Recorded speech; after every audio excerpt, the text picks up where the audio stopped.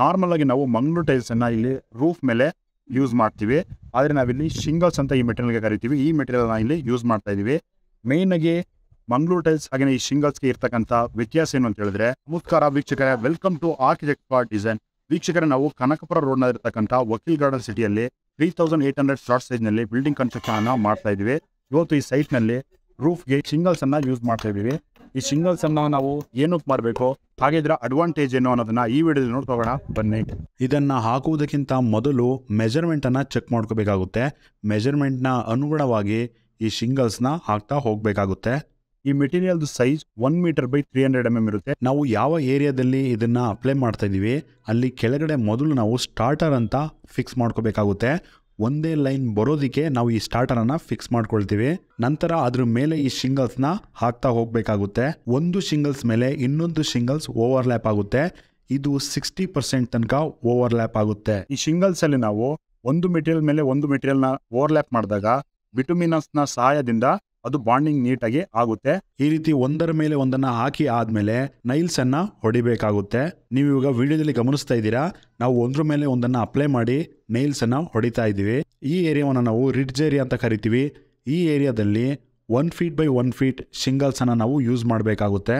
ಇಲ್ಲಿ ಎಷ್ಟು ಓವರ್ಲ್ಯಾಪ್ ಆಗಿದೆ ಅನ್ನೋದನ್ನ ನಿಮ್ಗೆ ಇವಾಗ ವಿಡಿಯೋದಲ್ಲಿ ತೋರಿಸ್ತಾ ಇದೀವಿ. ಇದರಲ್ಲೂ ಕೂಡ ಬಿಟುಮಿನಸ್ ಅನ್ನ ಕೊಟ್ಟಿರ್ತೀವಿ. ಇದು ಒಂದು ಶಿಂಗಲ್ಸ್ ಮೇಲೆ ಇನ್ನೊಂದು ಶಿಂಗಲ್ಸ್ ಅನ್ನ ಹಾಕಿದಾಗ ಅಂಟಿಕೊಳ್ಳಲು ಸಹಾಯ ಮಾಡುತ್ತೆ. ನಮ್ಮ ಕಾಂಕ್ರೀಟ್ದು ರೂಫ್ ಸರ್ಫೇಸ್ ಎಲ್ಲಿ ಎಂಡ್ ಆಗಿರುತ್ತೆ ಅಲ್ಲಿಂದ 1 ಇಂಚ್ ಇದನ್ನ ಎಕ್ಸ್ಟೆಂಡ್ ಮಾಡಿ ಕೊಡಬೇಕಾಗುತ್ತೆ. ನಿಮಗೆ ಇವಾಗ ವಿಡಿಯೋದಲ್ಲಿ ತೋರಿಸ್ತಾ ಇದೀವಿ 1 ಇಂಚನ್ನು ಎಕ್ಸ್ಟೆಂಡ್ ಮಾಡಿರ್ತಕ್ಕಂಥದ್ದನ್ನ. ಮಳೆ ನೀರು ಬಂದಾಗ ಅದು ರೂಫ್ನ ಎಡ್ಜಸ್ಗೆ ಹೋಗದೆ ಡೈರೆಕ್ಟ್ ಆಗಿ ಭೂಮಿಗೆ ಹೋಗಲು ನಾವು ಈ ರೀತಿ ಎಕ್ಸ್ಟೆಂಡ್ ಮಾಡಿ ಕೊಡಬೇಕಾಗುತ್ತೆ. ಈ ಶಿಂಗಲ್ಸ್ ಅನ್ನ ತಯಾರಿಸಲು ಫೈಬರ್ ಮತ್ತೆ ಬಿಟುಮಿನಸ್ ಮೆಟೀರಿಯಲ್ ನಾವು ಯೂಸ್ ಮಾಡ್ತೀವಿ. ಇದರಲ್ಲೂ ಕೂಡ ಹಲವಾರು ರೀತಿಯ ಕಲರ್ಗಳು ನಮಗೆ ಸಿಗುತ್ತೆ. 10 ರಿಂದ 12 ಕಲರ್ ಸಿಗುತ್ತೆ. ಕ್ಲೈಂಟ್ ನ ರಿಕ್ವೈರ್ಮೆಂಟ್ ಮೇಲೆ ನಾವು ಈ ರೆಡ್ ಕಲರ್ ಅನ್ನ ಯೂಸ್ ಮಾಡ್ತಾ ಇದೀವಿ. ಅದೇ ರೀತಿ ನಾವಿಲ್ಲಿ ಹಾಕಿರ್ತಕ್ಕಂಥ ಮೆಟೀರಿಯಲ್ ಕಲರ್ ಶೇಡ್ ಆಗಲ್ಲ. ಇಲ್ಲಿ ಯಾವ ಕಲರ್ ಇದೆ ಅದೇ ಕಲರ್ ಇರುತ್ತೆ. ಮತ್ತೆ ಯಾವುದೇ ವಾಟರ್ ಲೀಕೇಜ್ ಕೂಡ ಆಗಲ್ಲ. ಇದನ್ನ ಕಂಪನಿಯವರೇ 50 ವರ್ಷ ಗ್ಯಾರಂಟಿಯನ್ನು ಕೊಡ್ತಾರೆ. ಮತ್ತೆ ಮಂಗಳೂರು ಟೈಲ್ಸ್ ಅನ್ನ ನಾವು ಮಾಡ್ತೀವಿ ಅಂದ್ರೆ ಅದ್ರದ್ದು ವರ್ಕ್ ಪ್ರೋಗ್ರೆಸ್ ಜಾಸ್ತಿ ಸ್ಪೀಡ್ ಆಗಿ ಮಾಡೋಕೆ ಆಗಲ್ಲ. ಆದ್ರೆ ಈ ಮೆಟೀರಿಯಲ್ಗಳದ್ದು ವರ್ಕ್ ಪ್ರೋಗ್ರೆಸ್ ಬೇಗ ಕಂಪ್ಲೀಟ್ ಮಾಡಬಹುದು. ಈ ರೀತಿ ಫುಲ್ ವರ್ಕ್ ಆದ್ಮೇಲೆ ಟಾಪ್ ಅಲ್ಲಿ ಸಿಲಿಕಾನ್ ಅನ್ನ ಹಾಕಬೇಕಾಗುತ್ತೆ. ಸಿಲಿಕಾನ್ ನ ಹಾಕಿಲ್ಲ ಅಂತ ಹೇಳಿದ್ರೆ ವಾಟರ್ ಲೀಕೇಜ್ ಆಗೋ ಚಾನ್ಸಸ್ ಜಾಸ್ತಿ ಇರುತ್ತೆ. ಗ್ಯಾಪ್ ಏನ್ ಡೆವಲಪ್ ಆಗಿರುತ್ತೆ ಅದನ್ನ ಫಿಲ್ ಮಾಡಲು ನಾವು ಸಿಲಿಕಾನ್ ಅನ್ನ ಯೂಸ್ ಮಾಡಬೇಕು. ನೀವು ಇವಾಗ ವಿಡಿಯೋದಲ್ಲಿ ಗಮನಿಸ್ತಾ ಇದ್ದೀರಾ, ನಾವು ಸಿಲಿಕಾನ್ ಅನ್ನ ಯೂಸ್ ಮಾಡ್ತಿರ್ತಕ್ಕಂಥದ್ನ. ಇದಿಷ್ಟು ಈ ವಿಡಿಯೋದ ಮಾಹಿತಿ. ವೀಕ್ಷಕರೇ, ನಮ್ಮ ಚಾನಲ್ಗೆ ಸಬ್ಸ್ಕ್ರೈಬ್ ಆಗಿ, ಹಾಗೆ ನಿಮಗೆ ಯಾವ ಟಾಪಿಕ್ ಬಗ್ಗೆ ವಿಡಿಯೋ ಬೇಕು ಅನ್ನೋದನ್ನ ಕಮೆಂಟ್ ನಲ್ಲೂ ಕೂಡ ತಿಳಿಸಬಹುದು.